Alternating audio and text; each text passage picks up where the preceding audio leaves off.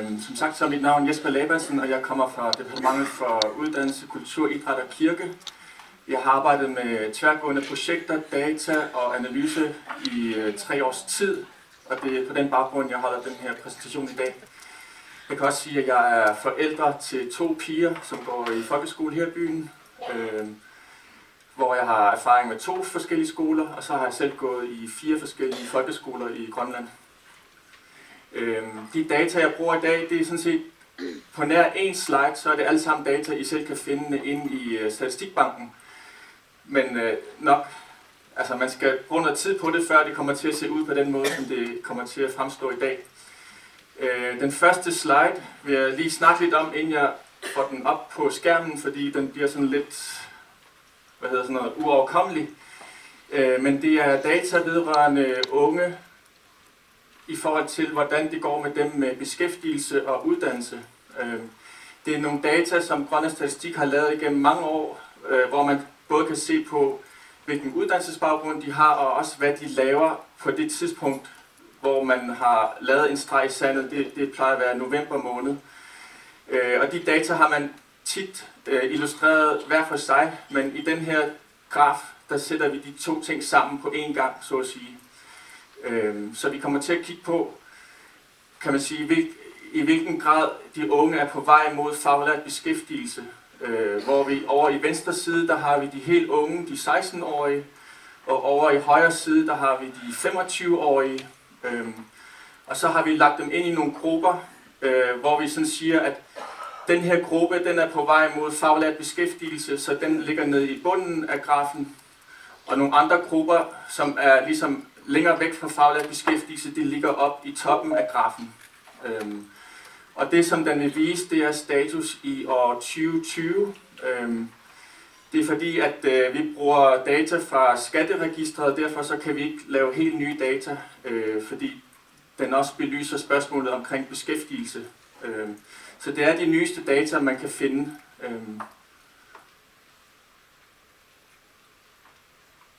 Yes. Og så kan vi se hernede i venstre side, det er de helt unge, og den brune farve, det er dem, der går på efterskoleophold. Og den næste cremefarve, det er dem, der går på gymnasiel uddannelse. Det kan både være i Danmark og Grønland. Det gode ved den her statistik, det er, at den sådan set omfavner alle i de her aldersgrupper. Vi har mange andre uddannelsesstatistikker, som egentlig har nogle indbygget fejl, fordi de kun kigger på de unge, som har været en del af eksamen ved afgangsprøverne. Og vi ved jo sådan set, at der er en del unge, som ikke går til afgangsprøve. Så der er mange statistikker, hvor man ikke får et lige så helt billede som det her. Men det her, der bruges folkeregistret, og man har også taget dem med, som er på uddannelse i Danmark. Selvom de ikke har bopæl i Grønland, så er de også kommet med. Fordi vi har også mange andre statistikker, hvor lige så snart man kommer ud af Grønland, så er man ligesom ikke en del af Grønland, ifølge nogle af de logikker, der er i vores statistikker. Men den her statistik, den tager så at sige alle, som er 16 år og 17 år osv. Den næste farve, det er erhvervsuddannelserne. Og der kan vi så se det her med, at man kan næsten ikke kalde erhvervsuddannelserne for en ungdomsuddannelse, fordi man starter ikke rigtigt på erhvervsuddannelserne, før man bliver de der 18-19 år. Det er meget få, der er her i det lille lag her. Yes. Og her, den her lille farve, den viser dem, der er på erhvervsuddannelse, eller så er de i beskæftigelse med en erhvervsuddannelse. Så den viser sådan set også beskæftigelse. Og så er det, som man kan sige, alt under den grønne stiplede linje, det er dem, der ikke er på direkte vej til faglært beskæftigelse. Fordi over den stiplede linje, der har vi eksempelvis dem, der har taget en studentereksamen, men som ikke er i videre uddannelse. Det er de brunlige her. Det er dem, der har en studentereksamen, men som ikke er på videregående uddannelse. De kan både være i beskæftigelse eller uden for beskæftigelse, som også er illustreret. Yes. Den store her, det er de unge, som er i beskæftigelse uden en uddannelse, og helt øverst, der har vi de unge uden for beskæftigelse og uden for uddannelse. Det skal så siges, at dem, der er i majorforløb, de er sådan set en del af det her op. Yes. Og det kan man så analysere frem til og sige det her med, okay, vi snakker tit om, hvordan går det med de unge lige efter folkeskolen, og så siger vi, det er cirka 50%, der kommer videre. Men det vi egentlig også burde spørge os selv, det er, hvordan går det med de unge, når de er 21 år? Fordi det er der, vi har det laveste punkt på den her graf. Og hvis vi kigger på de samme data året før og så videre, så er det det samme mønster, der gør sig gældende. Men det er sådan, at den her grønne linje, den er sådan set faldet lidt her de sidste par år. Det vil sige, at de unge på 21 år, de er sådan set kommet lidt længere væk fra faglært beskæftigelse, hvis man lige kigger på det her år og sidste år, altså de næstnyeste data. Yes. En anden lille interessant ting, det er det her med, at vi kan se her, dem der tager en erhvervsuddannelse, efter de har taget en gymnasiel uddannelse, det er den lyseblå farve her. Nu laver jeg en analyse omkring overgangen fra folkeskolen til videre uddannelse. Nærmere bestemt så kigger vi nu på nogle data, som udelukkende handler om dem, der har taget 10. klasse i Grønland. Og så kigger vi på, hvor er de henne efter 2 år i forhold til gymnasie og erhvervsuddannelse. Hvor mange procent af dem går videre i uddannelse og er studieaktive 2 år efter. Hvis man er startet på en uddannelse, men er faldet fra, så tæller man ikke med, så at sige, som en del af den her uddannelsesfrekvens.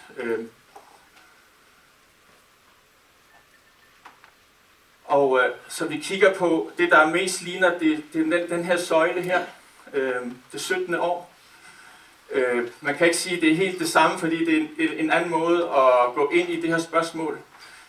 Og man kan sige, at de tal, jeg viser jer nu, de er sådan set systematisk positive, fordi at vi tæller ikke dem med, som er uden for karakterdatabasen, som er de der 10-15% efter mit bedste bud. Så det vi dividerer med, det er et for lavt tal, kan man sige. Og det her, det er så uddannelsesfrekvensen, hvor man kan se, at den er sådan rimelig stabil på omkring, de er lidt under 40%, eller cirka 40%. Det vil sige, 40% af dem, der er registreret i karakterdatabasen ved afgangsprøverne i 10. klasse, de er i uddannelse efter 2 år. Og det her, det er så kommuneopdelt, hvor man kan se, at der er kommunale forskelle. Næsten alle kommuner har været så at sige, i toppen af den her illustration. På nær Avannaata Kommune, som har lidt en tendens til at være nederst, det er den orange farve. Så man kan sige, at det spænder sådan mellem de der 25%, og der har været en enkelt gang, hvor der har været op på 50%.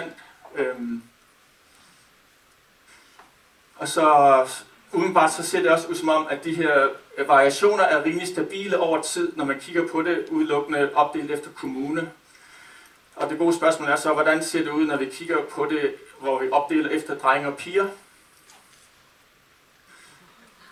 Det kan godt se lidt kaos ud her, men hver kommune har sin egen farve, og de stiplede linjer, det er drengene, og de solide linjer, det er pigerne. Så der er i hvert fald en tendens til, at vi har drengene hernede med den lave uddannelsesfrekvens. Og når man kigger nærmere på det, så kan man også se nogle andre mønstre. Det er afgangseleverne fra 2008 og 2009. Der kan man se, at de har sådan en relativt lille varians. Det vil sige, at drenge og pigerne lignede hinanden ret meget, og man lignede hinanden ret meget på tværs af kommunerne. Og så er vi herovre i afgangseleverne 2018 og 2019, hvor man kan se, at forskellene er blevet meget signifikante. Så man kan sige, at der er sket en polarisering, som man ikke fanger ved gennemsnitstal. Så det er ligesom også en reminder med undgå at bruge gennemsnitstal, hvis I kan undgå det, fordi der gemmer sig nok noget viden, når I graver nærmere ned i data. Den næste slide, der kigger vi på skoleniveau, hvor vi ser på uddannelsesfrekvensen for de enkelte skoler. De større byer, de har en fed streg, og de mindre byer, de har en tynd streg. Og skolerne i Nuuk har fået en stiplet linje. Og her kan vi så se, at det her det er kun årgang 2017, 18 og 19. At der er sådan et mønster omkring, at det ikke svinger helt vildt fra år til år for de enkelte skoler. Og man kan også se den her tendens til med, at de mindre byer de har en lavere uddannelsesfrekvens end de større byer. Man kan også analysere nærmere på variationen. Vi har Nuuk by her, hvor det er alt efter hvilken skole du går på, så er det en uddannelsesfrekvens sandsynligvis mellem 30 og omkring 95%. Så der er stor forskel på de enkelte skoler i Nuuk by. Et andet eksempel det er Sisimiut, hvor forskellen er langt mindre, men der er selvfølgelig også kun 2 skoler. En interessant ting, det er godt nok et meget lille datasæt, men Ranab Aduafia, Avanosuk Aduafia, 2018-årgangen, de havde 0 elever, der gik videre i uddannelse, men året efter, så var det over halvdelen, der gik videre i uddannelse. Og det er så 5 ud af 9 elever, som vi har heroppe. Så jeg håber, jeg sidder sammen med en fra Avanosuk Kommune til frokost, så jeg kan høre, om der er et eller andet, om der er en historie bag det her. Nu kigger jeg på, om der er en sammenhæng mellem den her uddannelsesfrekvens og så de data, vi har omkring resultater fra folkeskolens afgangsprøve. Og man kan sige, at jeg leder egentlig efter noget, som jeg håber, jeg ikke finder, fordi det skal jo helst være sådan, at der ikke er nogen store mønstre. Ideelt set, så skal alle jo igennem folkeskolen og få et godt papir ud af det, og så ende i videre uddannelse, altså sådan groft sagt. Så man kan sige, at jeg prøver at lede efter nogle mønstre, som vi egentlig håber, vi ikke kan finde. Her er der så nogle data, som man ikke kan finde i Grønlands Statistikbank, men det er, hvor vi har kigget på de elever, der gik ud af folkeskolen i 2018-19, det vil sige i 19. Og så kigger vi på, i hvilken grad er de at finde i vores uddannelsesstøtteregister 3 år efter endt folkeskole. Og så har vi opdelt det efter deres karakter i dansk. Grunden til, at jeg bruger faget dansk, det er, fordi jeg har lavet nogle forudgående analyser, hvor man kan se, at det er der er et vigtigt spørgsmål at besvare. Og så kan vi så se her, at hvis man har fået karakteren A, så er der næsten 90% chance for, at man er i uddannelse. Omvendt, hvis man har fået karakteren B, så falder den ned til 75. Så det er sådan set nærmest en lineær funktion af ens karakterniveau i dansk skriftlig. Og karakteren E, ja, så kommer der et stort fald her over til karakteren F. Det er cirka 20% af dem, der har fået en karakter F, som er i uddannelse 3 år efter, ifølge den her opgørelse. Jeg har så regnet lidt videre på det her, vi kunne se, og så har jeg sådan set fundet frem til, at man kan lave en model, som ligesom i meget høj grad forudser uddannelsesfrekvensen ud fra data fra Statistikbanken. Og det er, at man kan finde oplysninger om elevernes karakterfordeling efter karakterer, hvor dem, der har fået karakteren A og B, de er i samme pulje, og dem, der har fået karakteren C og D, de er også i samme pulje.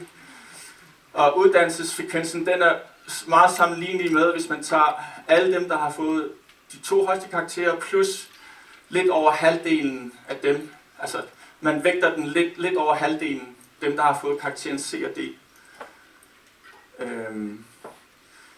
Det er den her stiplede linje, vi kan se hernede, som er den der model. Og der kan man så se, hvordan den læner sig op af uddannelsesfrekvensen.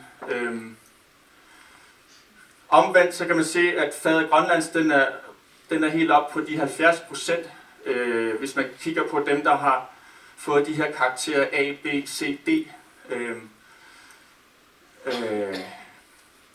Matematik, det er den lilla, som svinger rigtig meget op og ned, og de der sving, det er ikke noget, man kan se i uddannelsesfrekvensen, så det er også ligesom en klar indikation af, at man ikke rigtig kan forudsige noget ud fra matematik. Og engelsk, der ved vi jo, at der sker rigtig meget med engelsk resultaterne de her år, de stiger og stiger, men det er ikke sådan, at uddannelsesfrekvensen nødvendigvis stiger og stiger, så det har jeg heller ikke analyseret nærmere på.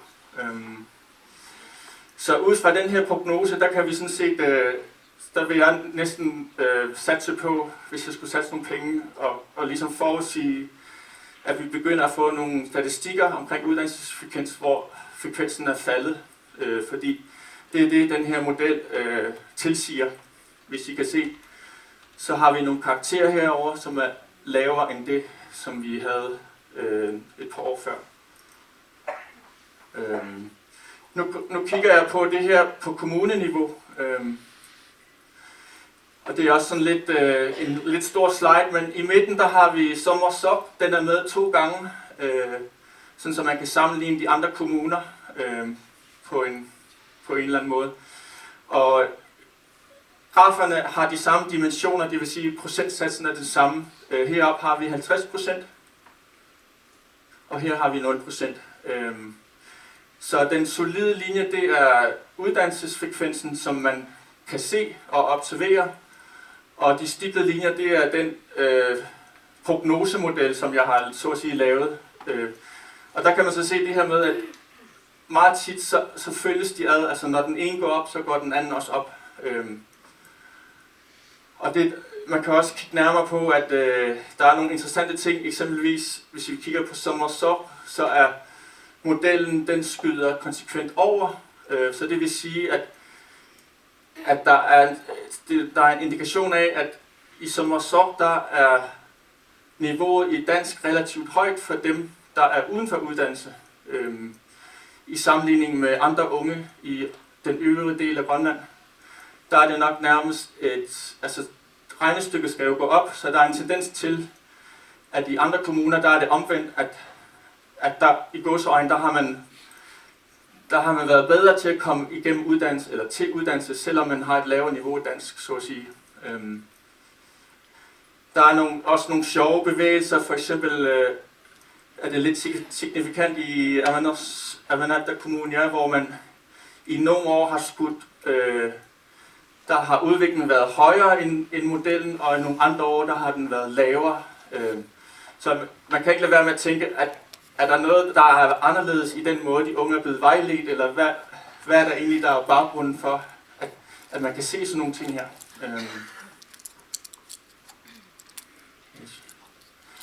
Her ganske hurtigt, det er så, hvor det er blevet gjort med karaktergennemsnit, i stedet for den der fordeling af, om elever har fået karakteren A, B eller C, D. Og det er en case med en enkelt skole her i Nuuk, hvor man kan se, at deres uddannelsesfrekvens, den har bevæget sig også med den røde linje.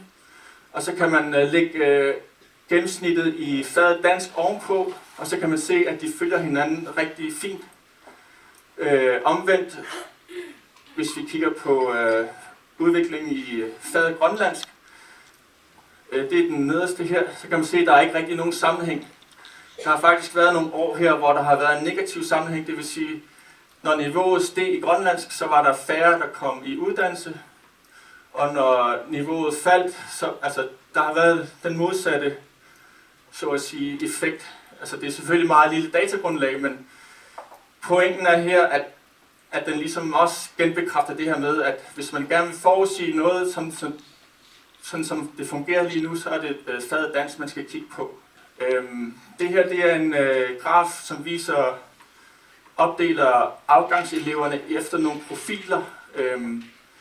Det er sådan, at vi har karakterdata inde i databanken, men der kigger man kun på de elever, der har en karakter. Man kan ikke sammenholde det med de elever, der ikke har en karakter. Så man kan sådan set ikke lave det hele regnestykke med de data, der findes i statistikbanken. Men vi har så lavet en model, hvor vi ligesom anslår, at den størrelse, vi har for en afgangsklasse, den må være meget sammenlignelig med, hvordan så den klasse ud, altså den årgang ud året før. Hvor mange var der året før, dengang de gik i 9. klasse? Og grunden til, at vi gør det, det er fordi, at vi skal fange de elever, som tager på efterskole direkte efter 9. klasse, sådan så vi ligesom kan få det hele billede af, hvordan det går med en årgang. Og når vi der bruger vi nogle data fra folkeregistret. Og så har vi også et andet datasæt her med 2%. Det er dem, der har taget en efterskoleuddannelse direkte efter 9. klasse og har fuldført den. Det er der data omkring i Grønlands Statistikbank, så dem har vi lagt ind her. Og den er så bygget op, hvor vi nederst har dem med karakteren A og B i dansk skriftlig. Over i venstre side, der har vi afgangsårgangene 2012, og over i højre side, der har vi afgangsårgangene 2021. Og så har vi så lagt de næste på, som har de så at sige næstbedste karakterer. Og sådan er den så bygget op. Og øverst, der har vi så et estimat af de elever, som ikke har taget en afgangsprøve i den grønlandske folkeskole. Hvor man så kan se, at det ikke er en stabil størrelse, fordi hvis vi går 3-4 år tilbage, så var der flere, der ikke fik deres afgangsprøver, og det er så, der er en udvikling mod, at flere elever får deres afgangseksamener. Og man kan se, der er sådan, umiddelbart er der en negativ sammenhæng med den gruppe, der har karakteren FFX. Jo flere vi får med på vognen, så at sige, fra dem, der ellers i gåseøjne plejer at være i den gruppe, jo flere får karakteren FFX. Yes. Men i hvert fald det, der nok er mest interessant, det er det her med at kigge på, hvordan er udviklingen i forhold til det, man kan betegne som stærke elever. Og det vil sige dem, der har fået karakteren, det her det er op til og med C og D, hvor vi kan se, at der er en nedadgående tendens. Så det taler også umiddelbart for, at uddannelsesfrekvensen den vil gå ned her de næste kommende år. 5 minutter, yes. Nogle hurtige slides også om nogle andre emner, jeg mener er relevant, når man kigger på udviklingen for folkeskolen, sådan helt overordnet og strategisk. Det er det her med demografien, hvor vi jo ved, at vi har en relativt dynamisk befolkning i forhold til befolkningsdemografi i forhold til så mange andre større lande. Det, der står her med 1, det er meget velkendt, det her med, at vi får flere og flere ældre borgere, som går på pension. Det er også en udfordring for folkeskolen, er jeg sikker på. En anden ting, det er nummer 2, det er det her med, at vi sådan set får færre og færre borgere, som er i den alder, som er kendetegnet ved, at man bliver færdiguddannet. Det vil sige, at vi kan godt umiddelbart forvente, at der kommer færre og færre, eksempelvis fra seminaret. Det er i hvert fald ikke sådan, at det bliver lettere at få flere og flere ud af seminaret, fordi demografien den tæller imod. Fordi hvert år der går, der bliver der færre og færre i den gruppe af unge, som normalt er udtryk for, eller der hvor man normalt bliver færdiguddannet. En anden udfordring eller tendens, man skal holde øje med, det er det her med, at vi i folkeskolen igennem flere år, faktisk omkring 15 år, har vi arbejdet med, at vi hvert år var færre elever end året før. Så det har ligesom været en normal tilstand for folkeskolen i mange år, at vi blev færre og færre elever, hvilket umiddelbart betyder, at det er lettere at drive en folkeskole. Man skal i hvert fald bruge færre lærerkræfter. Og der er i hvert fald en tendens til, at den tendens er stoppet, eller også måske begynder at gå den anden vej, fordi at vi har også allerede nu data, der viser, at der er flere elever i trin 1 i folkeskolen end for 1 og 2 år siden. Så det giver også nogle nye ting at være opmærksom på i forvaltningerne. Et andet interessant tema, tænker jeg, det er det her med faget engelsk. At vi kan hurtigt blive enige om, at det vokser, altså det faglige niveau i engelsk vokser. Men der er også lidt en tendens til, at det sker på bekostning af dansk. Og som forældre også til børn i folkeskolen her i Nuuk, så kan man mærke, at der sker et eller andet med det engelske sprog. At det også, altså ikke nødvendigvis dårlige ting, men også at det kan bruges til at binde forskellige sproggrupper sammen og så videre, så videre. Så det tænker jeg i hvert fald også, at det også kunne være et opmærksomhedspunkt, når man kigger på folkeskolen i det lange løb. Altså hvad betyder det her egentlig? Er det noget, vi kan bruge til at komme bedre i kontakt med børnene, eller er det noget, der giver os nogle udfordringer? Er det egentlig noget, der spiser vores matematik lige de her år, hvor vi kan se, at matematik falder støt og roligt i niveau? Er det egentlig på grund af, at engelsk vokser? Det kan man ikke lade være med at spørge sig selv, i hvert fald når man kigger på data, tænker jeg. Det var det. Tusind tak.